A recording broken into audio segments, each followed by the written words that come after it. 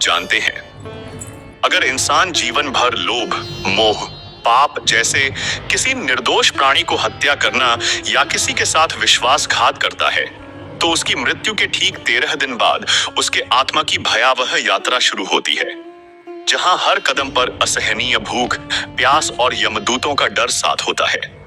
वैतरणी नदी, रौद्रपुर, नानाकृंतपुर जैसे भयानक नगर और अंत में धर्मराज की अदालत, यह है आत्मा की असली यात्रा, जिसके बारे में सुनकर ही रोंगटे खड़े हो जाते हैं। किंतु इसके उद्धार के लिए उसके पुत्र पौत्र को क्या करना चाहिए, ये जानने के लिए चैनल को सब्सक्राइब जरूर करें, लाइक करें वीडियो को एक बार। गरुड़ जी ने विष्णु जी से पूछा, हे केशव, यमलोक का मार्ग किस प्रकार दुखदाई होता है? पापी लोग वहां कैसे जाते हैं? कृपया मुझे बताइए। भगवान बोले, हे गरुड़, यह यम मार्ग अत्यंत दुख देने वाला है। इसे सुनकर तुम जैसे मेरे भक्त भी कांप उठोगे। उस मार्ग पर न वृक्षों की छाया होती है, न विश्राम की कोई जगह, न अन्न मिलता है और न ही जल। प्राणी भूख प्यास से व्याकुल होता है। वहां 12 सूर्य एक साथ तपते हैं, जैसे प्रलय काल में पूरी सृष्टि जल रही हो। पापी कभी शीतल तूफान से पीड़ित होते हैं, कभी कांटों से घायल, तो कभी विषैले सर्प डसते हैं। कहीं भयंकर सिंह, व्याघ्र और कुत्ते उन्हें फाड़ डालते हैं, कहीं बिच्छू डसते हैं, कहीं अग्नि में जलते हैं। आगे असिपत्र वन आता है, 2000 योजन में फैला भयानक वन, जिसमें पेड़ों की जगह तलवार जैसे पत्ते होते हैं। गिद्ध, उल्लू, कौए और हिंसक जीव वहां रहते हैं। चारों ओर अग्नि जलती रहती है।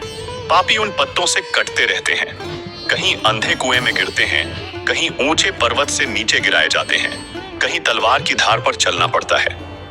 कहीं तपती रेत, कहीं धधकते ताम्रपट, कहीं अंगारों का ढेर, तो कहीं घना धुआं।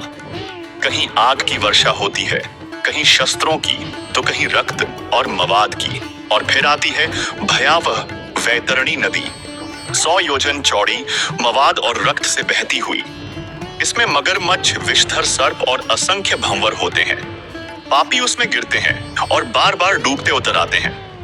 यमदूत उन्हें रस्सियों और पाशों से खींचते हैं। कोई नाक में फंदा डालकर घसीटता है, कोई पीठ पर गदा मारता है। पापियों की पीठ पर लोहे का बोझ लाद दिया जाता है। वे मुंह से रक्त उल्टी करते हैं और उसी रक्त को पीने पर मजबूर किए जाते हैं। रोते चिल्लाते, पछताते हुए वे सोचते हैं, हाय, मैंने यह मानव जीवन व्यर्थ गंवा दिया। न दान किया, न तपस्या, न धर्म कर्म, और अंत में हा पुत्र, हा पौत्र, हा भाई, हा तात कहकर करुण विलाप करते हुए यमराज के दरबार तक पहुंचते हैं। मानव जन्म तो महान पुण्य से ही मिलता है। मुझे यह जन्म मिला था, पर मैंने धर्म का आचरण नहीं किया। हाय, मैंने क्या कर दिया? मैंने दान नहीं किया, मैंने अग्नि में हवन नहीं किया, तपस्या नहीं की, देवताओं की पूजा नहीं की, तीर्थ सेवा नहीं की।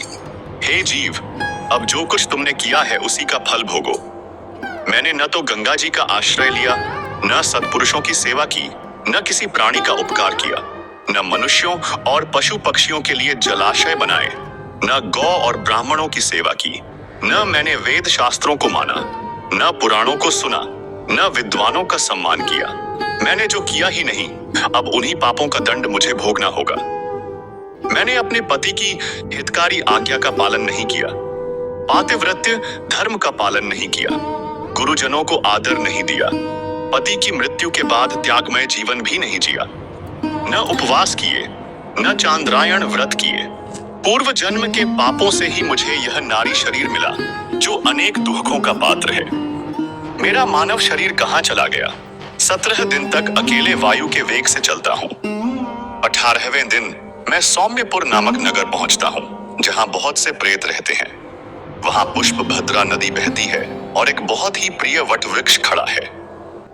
यमदूत मुझे थोड़ी देर आराम करने देते हैं, पर दुख में मेरा मन अपने घर परिवार को याद करता है। मेरी स्त्री कहाँ है? मेरे पुत्र कहाँ हैं? मेरा धन और बंधु बांधव कहाँ चले गए? अरे मूर्ख जीव, धन कहाँ है? पुत्र कहाँ है? पत्नी कहाँ है? मित्र और बंधु कहाँ हैं? तेरे साथ केवल तेरे कर्म हैं। तू वही भोगेगा जो तूने किया है। परलोक के पथिक, राहगीर का बल उसका संबल और पाठेय ही होता है। पर तूने अपने लिए कोई पाथेय एकत्र नहीं किया। यह मार्ग निश्चित है और इस पर कोई क्रय विक्रय नहीं चलता। क्या तूने कभी विद्वानों और ब्राह्मणों से पुराणों का वचन नहीं सुना था? दंड की शुरुआत। ऐसा कहकर यमदूत मुझे मुदगर से पीटते हैं। मैं कभी गिरता हूं, कभी भागने की कोशिश करता हूं, पर अंत में पाश से पकड़कर बलपूर्वक खींच जाता हूं। सौर्यपुर की यात्रा। मेरे पुत्र पौत्रों द्वारा मासिक रूप से दिए गए पिंड से मैं तृप्त होता हूं और आगे बढ़ता हूं। नगेंद्र भवन। भयंकर और डरावने वन देखकर मैं जोर जोर से रोने लगता हूं। दया रहित यमदूत मुझे रस्सियों से खींचते हैं। धीरे धीरे 2 मास पूरे करने पर अगले नगर को पहुंचता हूं, गंधर्व नगर और शैलागमपुर। तीसरे महीने में गंधर्व नगर पहुंचता हूं। तीसरे मास का पिंड खाकर आगे बढ़ता हूं। चौथे महीने शैलागमपुर में पत्थरों की वर्षा होती है।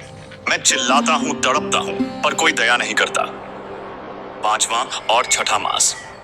5वें महीने में क्रौंचपुर पहुंचता हूं और मासिक पिंड खाता हूं। 6ठे महीने में कठिन नगर में प्रवेश करता हूं, जहां केवल बंधुओं द्वारा दिया गया अन्न पिंड और जल ही सहारा देता है। मनुष्य अकेला आता है और अकेला जाता है। उसके साथ न पत्नी, न पुत्र, न धन, न बंधु जाते हैं। साथ जाते हैं केवल उसके कर्म। 7वां 9वां मास। 7वें महीने बहवापदपुर, 8वें दुखदपुर, 9वें नानाक्रंदपुर पहुंचता हूं। डरावने रोदन और यातनाएं मुझे सताती हैं। 1 लाल। 10वां 11वां मास। सुतप्त भवन और रौद्रपुर में अत्यधिक दुहक, पिंडदान और जल पाने पर भी सुख नहीं मिलता। 11.5 मास और वर्ष पूरा। पयोवर्षणपुर और शीताढ्य नगर में अत्यधिक ठंड और भूख। वार्षिक श्राद्ध के पिंड से थोड़ी राहत मिलती है। यमलोक का निकट मार्ग। बहुभीतिपुर में मैं स्थूल शरीर छोड़ देता हूँ। केवल अंगुष्ठ के बराबर यातना देह धारण करता हूँ। और्ध्वदैहिक दान न करने वालों को यमदूत कठोर बंधनों में ले जाते हैं। धर्मराजपुर के दक्षिण द्वार से यह मार्ग जाता है। गरुड़ को कहा जाता है। हे आकाशगामी, मैंने तुम्हें यह भयानक मार्ग बताया जहां भूख, प्यास और श्रम से पीड़ित होकर प्राणी जाता है। अगर आपको यह अध्याय अच्छा लगा हो तो चैनल को सब्सक्राइब जरूर करें। कमेंट में हमें बताइए कि यह जानकारी आपको कैसी लगी। इसे अपने दोस्तों और भाई बंधुओं के साथ शेयर करना न भूलें, ताकि उन्हें भी यह महत्वपूर्ण ज्ञान मिल सके। मिलते हैं आपसे अगले अध्याय में एक नई और रोचक कथा के साथ।